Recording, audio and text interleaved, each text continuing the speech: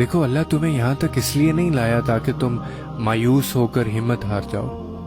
تمہیں کیا لگتا ہے کہ تم آج جہاں ہو وہاں بے وجہ ہو؟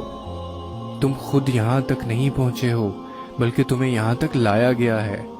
تم نے بے شمار تکلیفیں آج اس مقام تک پہنچنے کے لیے برداشت کی ہیں۔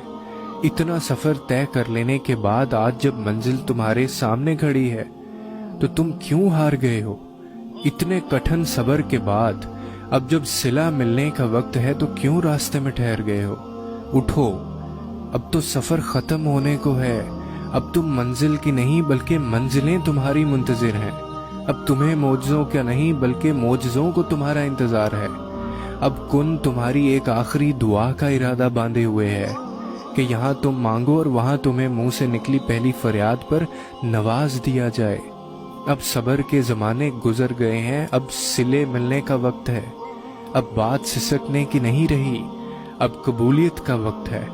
اب مسافتیں ختم ہونے کو ہیں، اب آنسوؤں کے مسکراہٹوں میں بدلنے کا وقت ہے۔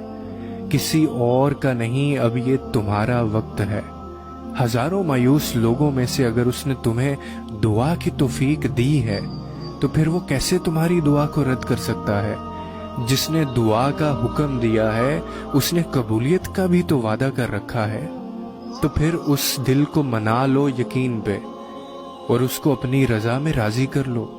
اگر اس نے راضی نہ ہونا ہوتا تو وہ تمہیں کبھی بھی منانے کا اشارہ نہ دیتا، اور وہ یقیناً تمہیں وہ سب دینے والا ہے جس کے لیے تم راتوں کو اٹھ اٹھ کر رویا کرتے تھے۔ کبھی کبھار بس ایک ہی دعا سب بدلنے کے لیے کافی ہوتی ہے، خاص طور پہ تب جب کچھ بھی بدلنا دل کو ممکن نہیں لگتا۔